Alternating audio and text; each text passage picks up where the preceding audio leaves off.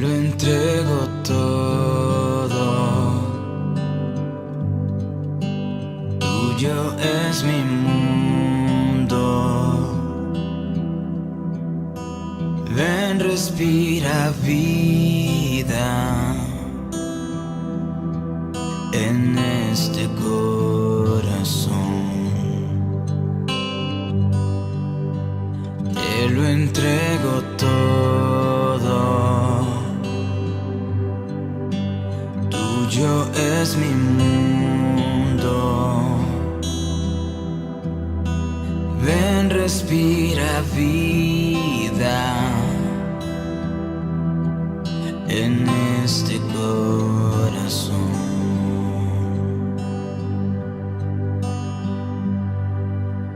Oh, el gozo que encuentro al rendir todo ante los pies del Rey, que todo entregó.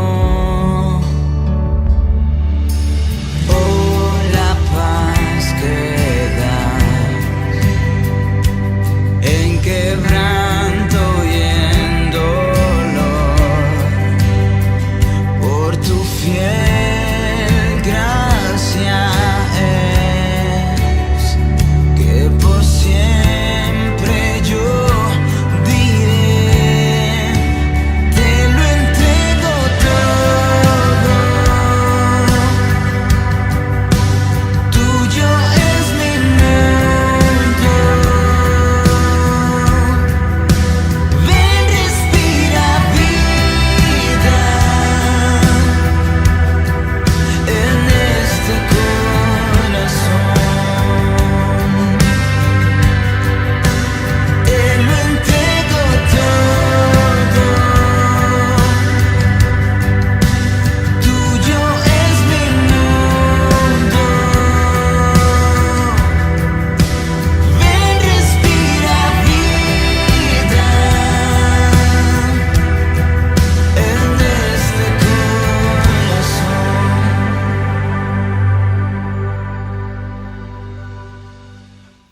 Dios te bendiga, amado hermano, amada hermana. Gracia, misericordia y paz para ti en esta preciosa época navideña. Es mi deseo y mi oración que sea un tiempo de gran bendición para tu vida y para tu hogar.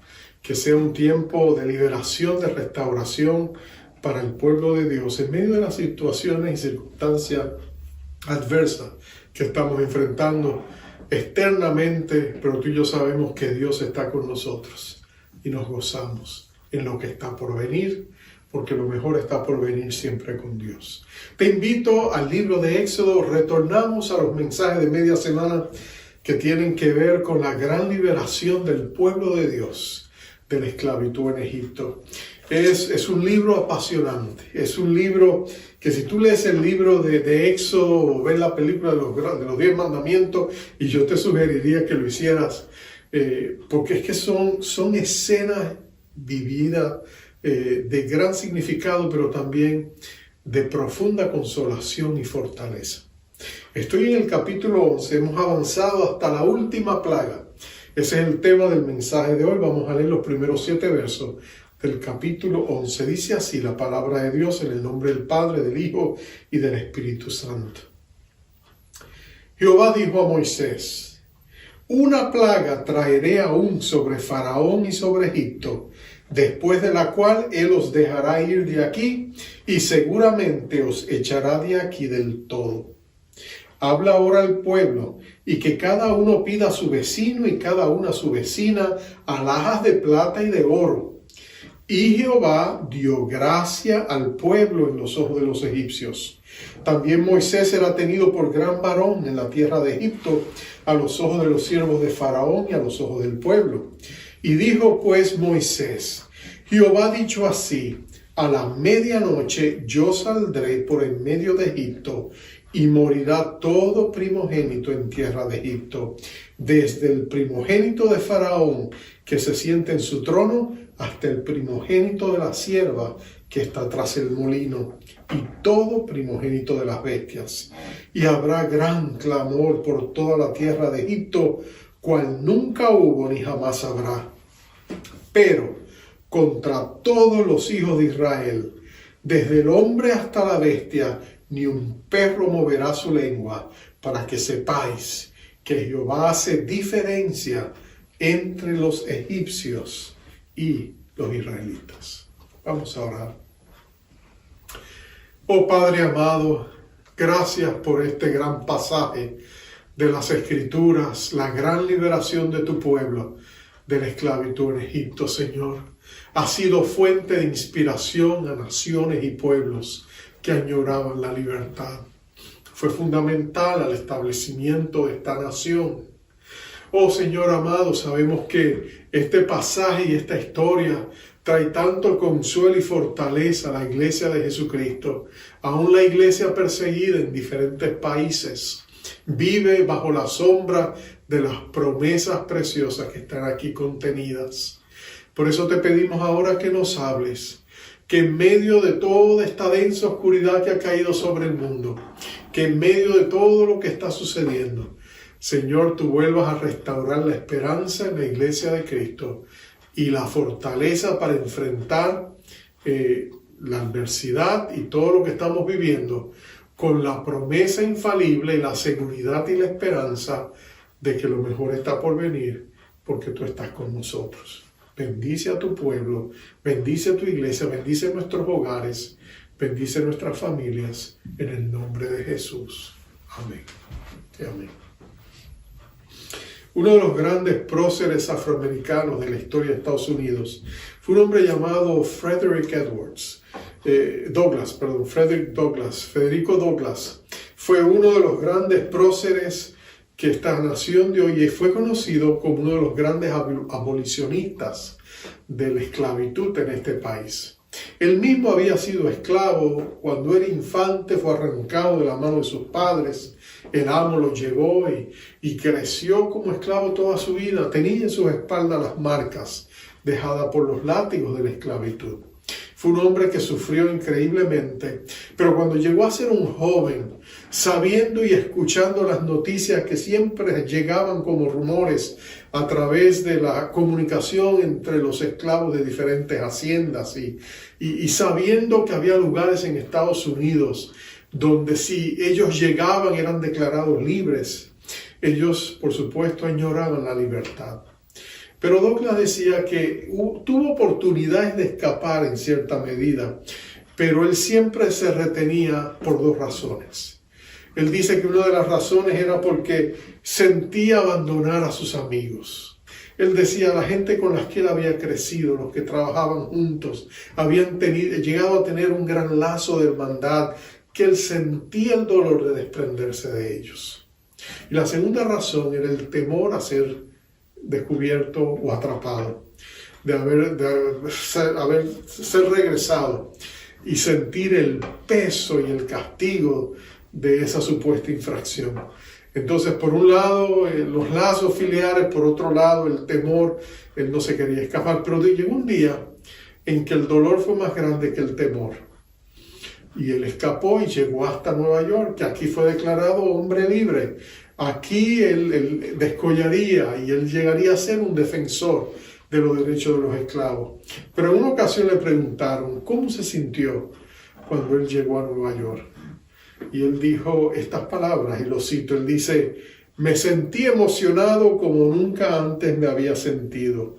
Me sentí como si hubiese escapado de un foso de leones hambrientos. Y haciendo alusión, por supuesto, a la historia de Daniel en el foso de los leones. Bueno, Israel estaba en un foso de leones. Por generaciones había sido esclavo en Egipto. Habían sentido el peso de la esclavitud. Pero de un tiempo para acá, posiblemente menos de un año, Dios había enviado al esperado libertador. El hombre que muchos habían llegado a creer que había sido un mito, pero que ahora en carne y hueso, Moisés había llegado con la encomienda de Dios de libertar a su pueblo. Pero tú sabes que no siempre fue fácil al principio, cuando él llegó y dio las noticias. El faraón lo que hizo fue apretar las tuercas y los tornillos y hacer la esclavitud todavía más agonizantemente dolorosa. Y ahora ellos habían tenido que salir a buscar, por supuesto, para hacer los ladrillos tenían que buscar la paja y les había creado toda una situación y ellos se desanimaron al principio, pero hemos visto que Dios intervino y empezó a hacer milagro tras milagro tras milagro y empezó a azotar a Egipto con una serie de plagas que destruyó la economía, sacudió a la gente pudiente, destruyó no solamente sus campos, muchos de ellos también sus animales y todo lo demás, los estaba empobreciendo al punto que ellos añoraban que el pueblo de Israel se fuera. Lo único que le detenía era el corazón arrogante de Faraón, que no los dejaba ir. Pero en medio de todo eso, Israel estaba viviendo tiempos de gran emoción. Estaban viendo la mano poderosa de un Dios que estaba a su favor. Ellos habían visto cómo la nación de Egipto estaba siendo desmantelada, destruida por la arrogancia del faraón, y cómo Dios se había levantado y estaba protegiendo a su pueblo, porque en todas estas últimas plagas, lo que pasaba en el pueblo de Egipto no les afectaba a ellos. Dios los eximía de sufrir las consecuencias que ellos otros sufrirían. Pero ya 9 plagas han pasado, Dios ha atacado el aire, las aguas, las cosechas, el mundo entero egipcio había sentido el peso de las pruebas y del castigo divino. Pero ahora llegaban a un punto culminante. La 10ª plaga estaba por venir. Algunos comentaristas separan esta 10ª plaga de las otras 9. Separan las otras 9 plagas en grupos de 3, pero la 10ª dicen, esta está fuera de serie y tenemos que considerarla tal y como es. Pero mira lo que Dios está diciendo. Dios está diciendo, el tiempo ha llegado de traer esto a un final.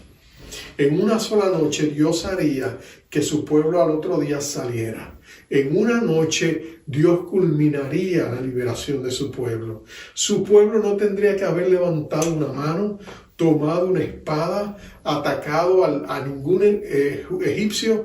Dios los iba a liberar solamente por su gracia y su poderosa mano. Así que ellos estaban esperando, y ahí es cuando Dios le dice a Moisés lo que sería esta última plaga. Sería una plaga que él le había prometido a Faraón. Porque él le había dicho a Faraón en el capítulo 4, tú has atacado a mi hijo, a mi primogénito, a mi pueblo escogido. Por tanto, si tú no te arrepientes, yo voy a tocar tu primogénito. Y Faraón había desobedecido, había ignorado, había dado la espalda a esa promesa y advertencia de Dios. Y ahora estaba por cumplirse. Pero nota que Dios le dice a Moisés que este tiempo sería un tiempo de gran restitución. Un tiempo de gran restitución. Sería un tiempo de gran justicia. Dios sacaría a la luz todas las injusticias que ellos habían cometido y le pasaría factura. Nota que Dios le dice al pueblo de Israel, váyanse por las calles, vayan por las casas y pídanle a la gente estas alhajas de oro, de plata. Y el pueblo egipcio nota que dice que Dios pone en gracia al pueblo de Israel y el pueblo egipcio va a enriquecerlos. Y tú dices, pero eso no parecía justo, pero sí lo era. Acuérdate que por generaciones el pueblo de Israel ha servido como esclavo.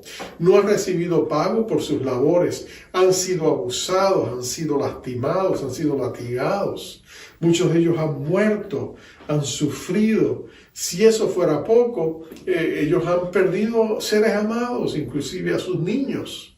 Entonces, cuando Dios está pasando factura y Dios está haciendo justicia, Dios está haciendo lo correcto. Así que Dios estaba obrando a favor de su pueblo y le está diciendo, es hora de hacer una gran restitución. Cuando la gente se levanta contra Dios y oprime al pueblo de Dios, es justo que Dios haga justicia. Es justo que Dios haga una gran restitución. Aquellos que roban del pueblo de Dios, aquellos que los lastiman, aquellos que los engañan, aquellos que los maltratan, es justo que el Dios Todopoderoso los llame a cuenta y que exponga y haga una exposición del mal que ellos han hecho. Y todo el mundo pueda ver que no es solamente un mero obrar humano, sino que Dios está interviniendo en circunstancias como esta. Y Dios le está diciendo a su pueblo, sería un tiempo de gran restitución. Yo les voy a dar lo que el enemigo se robó. Recuerdo la profecía de Joel, donde Dios le decía al pueblo de Israel, si ustedes se arrepienten y vuelvan a mí, yo les voy a restituir aquellas plagas que vinieron y terminaron con su cosecha, yo les voy a restituir muchas veces más lo que el enemigo les robó. Ese sentido de restitución era parte de esta gran liberación. Lo segundo es que sería un tiempo de gran cosecha. ¿Cosecha en qué sentido? Bueno, Egipto iba a cosechar lo que habían sembrado. Ellos habían sembrado maldad y ahora era hora de cosecharlo. Es interesante que la Biblia dice en el Salmo 118:1, dice, alabad a Jehová porque Él es bueno, porque para siempre es su misericordia. Y lo interesante del Salmo 118 es que es el centro de la Biblia, es el corazón de la Biblia. El Salmo 118 es el mero medio de la Biblia. Hay 594 salmos antes y hay 594 salmos después. El salmo anterior es el más corto de la Biblia, el siguiente es el más largo de la Biblia. Pero de todos esos grandes números de capítulos, el Salmo 108 es el centro. Y es como si en el corazón de la Biblia Dios le estuviera diciendo al mundo y a su pueblo, si mi mensaje, si yo quiero comunicarles a ustedes en el corazón de mi Biblia, de mi libro, de las Escrituras, si yo quiero comunicarles a ustedes la verdad más importante que quiero transmitirles es esta: yo soy bueno y para siempre es mi misericordia. Ahora tú dices, pero ¿cómo puede un Dios bueno castigar? Bueno, porque acuérdate que Dios es un Dios de pacto. Y cuando Él hizo el pacto con la humanidad, Él estableció un principio. Él dijo, lo que ustedes siembren, lo cosecharán. Si ustedes me honran y me dan mi debido lugar y me adoran solo a mí, ustedes sojuzgarán la tierra, se multiplicarán, serán bendecidos. Pero si ustedes pecan y se apartan de mí, entonces, y comen del árbol que le dije que no comiera, ¿se acuerdan de Adán y Eva? Él les dijo, entonces morirán. Entonces el hombre tiene esa provisión en el pacto con su Creador, que nosotros cosechamos lo que sembramos. Egipto estaba por cosechar una amarga y dolorosa cosecha. Una cosecha por todo el mal que había hecho. Dios le está diciendo, mira, ustedes abusaron de mi primogénito, ahora yo les voy a arrancar sus primogénitos. Si tú recuerdas, el faraón de Egipto había desatado una ola de infanticidio en contra del pueblo de Israel. Sus niños recién nacidos, los varones, habían sido exterminados. Primero lo había tratado de persuadir a las parteras que los mataran. Cuando ellas no estuvieron dispuestos a aceptarlo, ¿te acuerdas que él los tiraba? Hacía que los tiraran al río Nilo para que murieran o ahogados o por los cocodrilos. Él desató una ola de maldad contra los más vulnerables. Y ahora era tiempo de pasar factura. Era hora de Dios decirle al pueblo de Egipto, ustedes hicieron eso, ahora van a tener que, se les va a cobrar el mal que han hecho y los vamos a tocar a los primogénitos de ustedes. Pero nota esto, Dios estaba siendo justo en hacer esto. Pero nota que aunque esto sucedería, y aunque sería un tiempo donde Dios permitiría que ellos recogieran lo que habían sembrado, si ellos mostraban arrepentimiento, Dios estaba dispuesto a mostrar misericordia. Es interesante que a su pueblo Él les permitiría ser exonerados o eximidos de este gran dolor que ellos iban a experimentar. Y es porque Dios no solamente, aún en medio de hacer su justicia y permitir que los egipcios recibieran el merecido de sus acciones, aún en medio de eso Dios haría una gran separación. Y Él separaría a su pueblo del mal que les rodeaba. Lo interesante es que Él les diría a ellos, y tú sabes que lo vamos a leer en el siguiente capítulo, ellos sacrificarían un cordero, tomarían la sangre, pondrían la sangre en los dinteles de las puertas, y cuando vinieran el exterminador vería la sangre protectora y seguiría de largo y no tocaría la vida de los hijos de Dios. Pero todo aquel que no lo hiciera, entonces los egipcios no lo harían, entonces ellos tendrían que enfrentar eso. Sería un tiempo de gran separación, donde Dios le demostraría a los egipcios que Él era el defensor de su pueblo, mientras que le demostraba a su pueblo su fidelidad y a los egipcios su justicia. Es interesante que cuando nosotros pensamos en ese concepto de la siembra y de otros ejemplos históricos vienen a nuestra mente.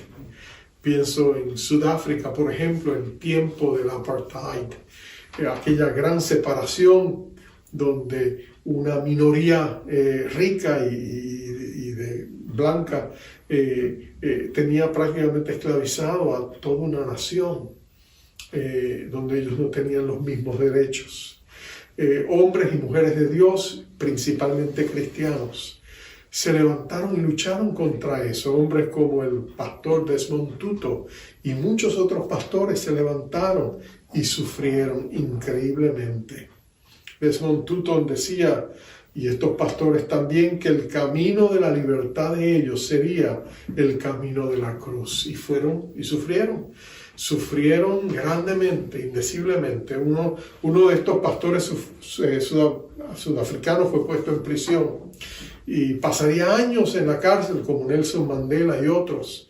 Y él escribió estas palabras, él dijo: el diablo me puso preso, pero Dios hizo de mi celda un santuario y lo llenó de paz, de libertad y de gozo. Desde allí Dios me ministró para que ministrara a otros. En su tiempo perfecto Él contestó todas nuestras oraciones con creces. Porque Dios es justo y porque Dios levanta con grande misericordia. Ahora, nota que Dios les ha dicho, todo esto va a suceder a la medianoche. La medianoche sería el punto culminante donde Dios se movería. Dios siempre está obrando en la oscuridad. Dios siempre está obrando cuando tú piensas que Él no está obrando. Cuando tú piensas que la maldad ha logrado su objetivo, se ha salido con la suya. Cuando tú piensas que el mal ha prosperado y los justos han sido abandonados. Cuando tú piensas y el mundo piensa que Dios sencillamente se ha quedado cruzado de brazos. Dios te demuestra que no es así. Que Dios es justo, que Dios es perfecto, que Él es paciente, misericordioso, pero que llegue el día donde Dios compone lo que está torcido. Que llega un día donde Dios actúa y Dios lo hizo.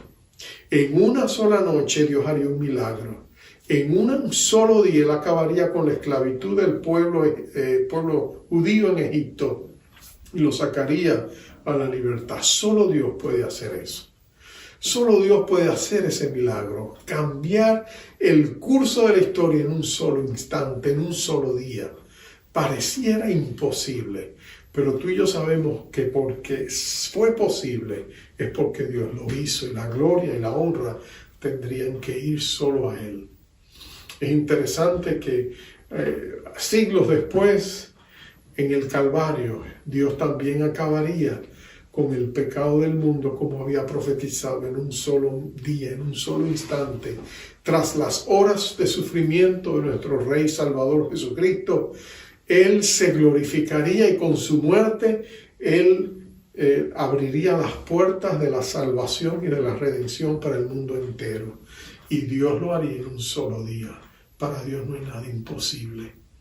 Quizás tú y yo pensamos que las cosas van de mal en peor, que pareciera que el mundo conspira en contra de Dios, que la presión sobre las iglesias se hace cada día más dolorosa, que en algunos países la persecución se ha incrementado de manera increíble en contra de la iglesia. Hay persecuciones que están decimando las iglesias, están destruyendo iglesias en algunos lugares. Sentimos la opresión, pareciera que la causa de Cristo ahora es mirada con resentimiento, con enojo, y libertades se están quitando. Pero escucha esto, Dios no ha terminado. Dios siempre triunfa, Dios siempre prevalece. Y si la iglesia mantiene puesta su mirada en Dios, nada es imposible para Dios. El apartheid se vino abajo, el comunismo en muchos países se vino abajo, lo que parecía imposible, pero Dios lo hizo porque el pueblo de Dios estaba orando y Dios contestó las oraciones de su pueblo. En unos días, en unos momentos, el pueblo de Israel descubriría lo que era la verdadera libertad, lo que era salir avante, lo que era ir avanzando hacia una tierra prometida que manaba leche y miel. Dios estaba por hacer un acto de liberación asombroso que quedaría indeleblemente grabado en las páginas de la historia. Dios haría eso por amor a su pueblo y en cumplimiento de sus promesas. ¿Qué debía haber hecho el pueblo de Israel? Celebrarlo. Desde el momento que Dios se lo dijo, celebrarlo. Desde el momento que Dios le dijo, he venido por ustedes, los voy a libertar, voy a sacarlos de la esclavitud, ellos debieron celebrar y no parar de celebrar, porque aunque las cosas subieran y bajaran como una montaña rusa, aunque Faraón de pronto se enojara y pareciera que no iba a permitir que sucediera, Dios había puesto su palabra, había dado su promesa y Dios siempre cumple su palabra. Quizás tú estás pasando por un momento de adversidad, quizás estás pasando por un momento difícil, pareciera que estás solo, pareciera que no hay esperanza. Déjame decirte, siempre hay esperanza, porque Dios está con sus hijos. Si enfrentas la enfermedad, sea COVID o cáncer, si Dios está contigo, ¿quién puede estar en contra tuya? Agárrate de Dios, no te sueltes. Confía en Dios y Él hará. Míralo a Él, clama a Él y Dios te dará la vía de escape de una u otra manera. Dios es bueno y fiel y tú y yo podemos venir a Él. El pueblo de Israel estaba por ver una obra increíble. Egipto estaba por ser sacudido nuevamente, pero todo lo que pasaría aquí sucedería por una razón y una sola razón. Dios amaba a su pueblo y había venido a libertarlos. Y nada ni nadie podría estorbar el propósito del Dios que amaba a su pueblo y que le había dado una promesa inquebrantable. Gloria a Dios por Él.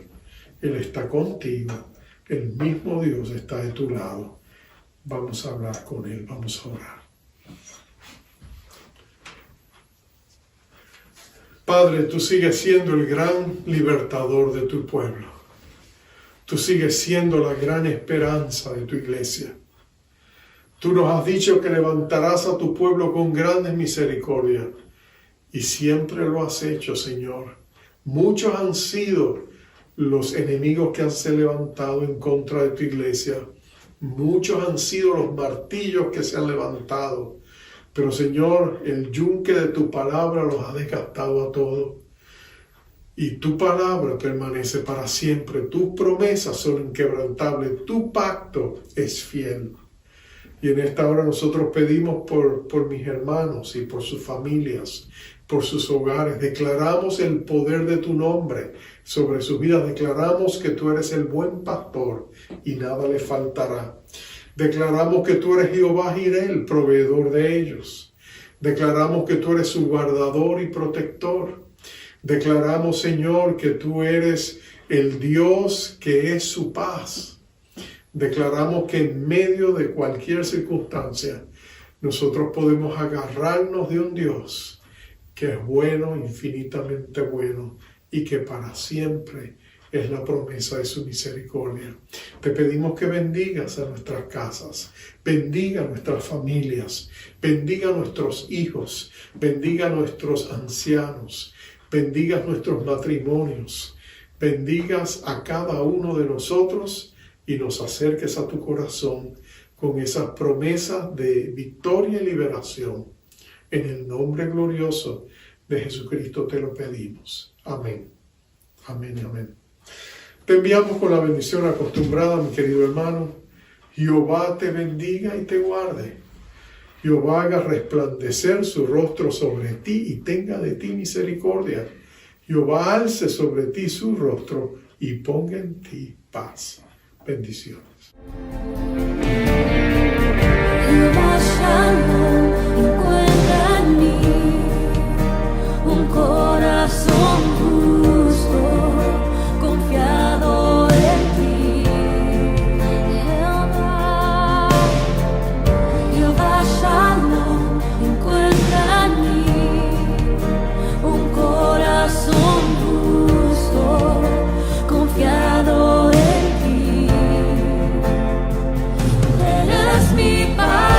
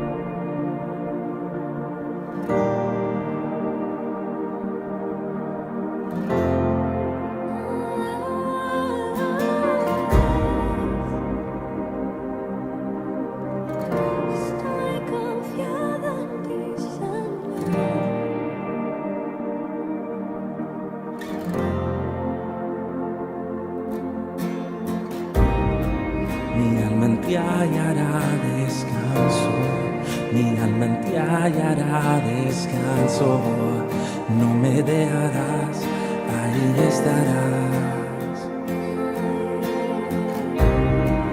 mi alma en ti hallará descanso, mi alma en ti hallará descanso, no me dejarás, ahí estarás.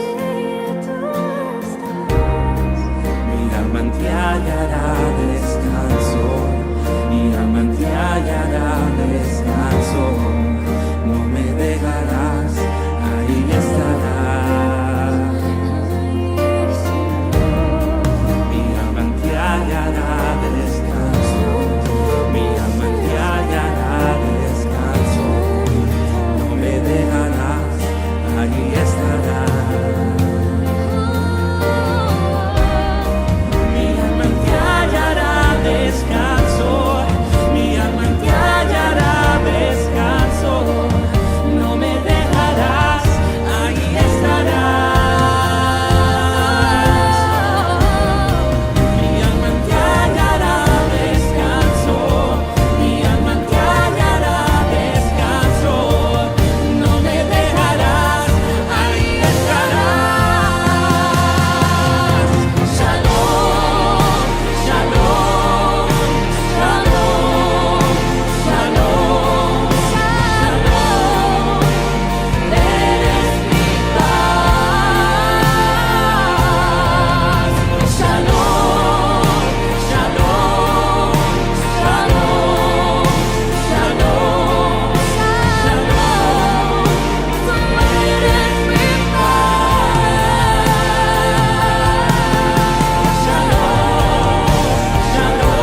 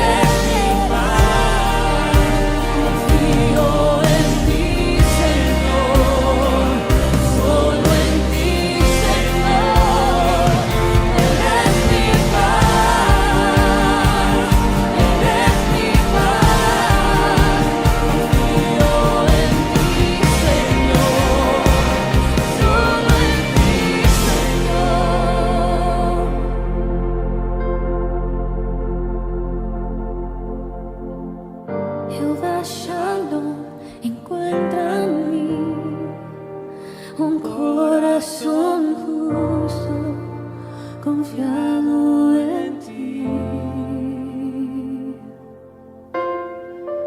Jehová Shalom encuentra en mí un corazón justo, confiado